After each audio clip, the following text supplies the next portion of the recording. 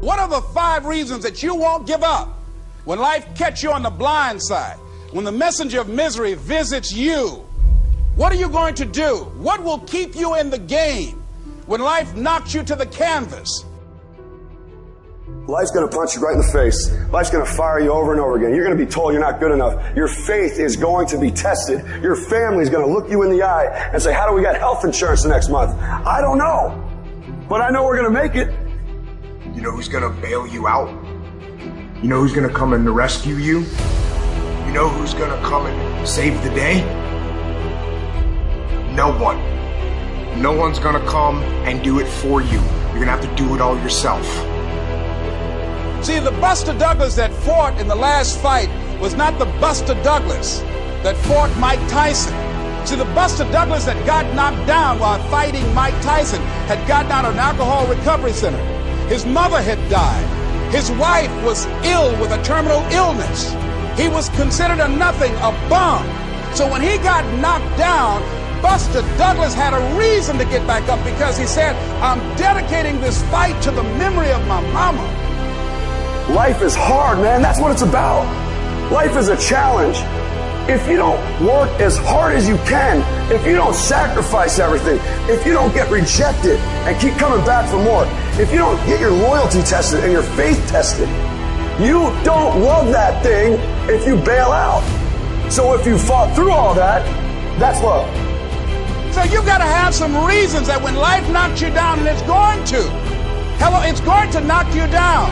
When people disappoint you, and that's going to happen. When they betray you, and that's going to happen. When they lie to you, and that's going to happen. When they say, oh, you can count on me, and they won't show up, and that's going to happen. When you want to throw in the towel and give up yourself, and that's going to happen. When life collapses on you and catch you on the blind side, what reason can you remember that you can call on, that you can reach on, that can make you get back up? Find that reason. Because when life had knocked me down, I said, life, I'm doing this because I want to make my mama proud of me. I'm doing this because I want my children to have a better life than what I have. I'm doing this because all my life I've been told I'd be a loser, that I wouldn't make it. I'm doing this to make them a lie. I believe, like Frank Sinatra, he said, the best revenge in life is massive success. I'm doing this so I can become massively successful. And with that kind of courage, with that kind of affirmation and reason to empower me, I got a saying that when life knocks you down, try and land on your back, because if you can look up, you can get up.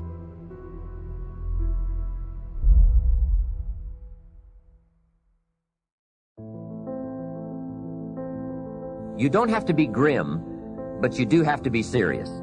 Hey, everybody hopes things will get better, but remember, the future does not get better by hope. It gets better by plan. And hope unaided by clear plans can finally become an illness. There's a Bible phrase that says, hope long delayed makes the heart sick. It's a sickness. I used to have the illness known as passive hope. It's bad. And there's one that is even worse, and that is called happy hope. That is really bad. The man is 50, and he's broke, and he's still smiling. That's bad. So get serious. Make plans. Put them on paper. My suggestion from experience. There's a phrase from the Bible that goes, without dreams and vision, we perish. How true.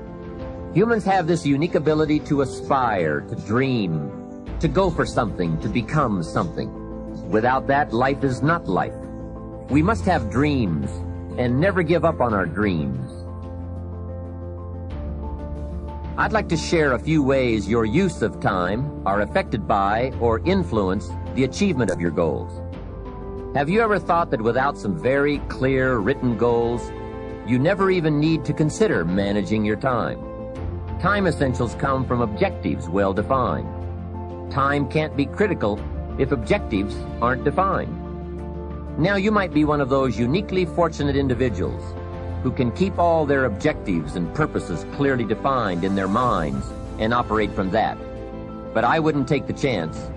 Write your goals down and set careful priorities. Sometimes priorities are determined by the season. For a farmer in springtime, the season dictates his most important activities.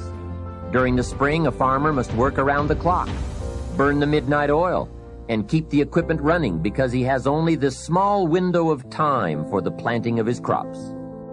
One of the difficulties of living in an industrialized society is the losing of the sense of seasons. When to pour it on, when to ease back, when to take advantage. It's easy to keep going from 9 to 5, year in and year out, and lose a natural sense of priorities and appropriate time. Don't let one year just blend into the next. Keep an eye on your own seasons, lest you lose track of values and substance. Part of setting priorities is learning to separate major activities from minor activities. This is a whole skill in itself, but once you have learned it, it will pay dividends you won't believe. So learn to put everything on your mental scales to be carefully weighed before you spend time or money. Of your sanity is socially distributed. And what I mean by that is, well, let's say that you know how to behave. You're well socialized. You can play with others. Now, I said already in this conversation, if you didn't learn to play with others between the time you were 2 and 4, you will never learn. And psychologists have beat their heads against the wall trying to rehabilitate antisocial children. They can't do it after the age of 4. Is that because areas of the brain just don't develop? Well, it seems to be partly because the kids fall farther and farther behind. So let's say you make the leap from egocentric dependence on your mother at 2 and 3 to immersion in a peer group. Well, then you pick peers that are at your same developmental level, and you chase each other up the developmental ladder. And the longer you're out of that, the farther you fall behind. And so, kids, 5-year-old kids might come across another 5-year-old kid who tends to cry too much if they don't get their way. And they'll say, we don't want to play with the baby. And what they're saying is, we have to find someone who's at our developmental level, shares our developmental horizon, so that we can mutually scaffold our further development. Now, they're not going to say that, obviously, but that's the situation. And kids test each other out when they first meet. So do adults. Game. Can you play? Are you playing at the same level as me? I'm playing my game at the level that will further my development. Can you play along with me? If not, well, maybe you're lower in status and I can pull you up as a mentor. Maybe you're higher in status and I can learn from you. But if you're a peer, we can play together. Anyways, if you're acceptable to your peers and you behave well, they'll accept you.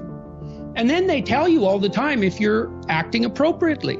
If your jokes are funny, if you're dominating the conversation, if you're bringing something of value to the table. And all you have to do is pay attention to the social cues, and you'll keep yourself regulated. And at the end of the day, you're going to get what you focus on. They're both true.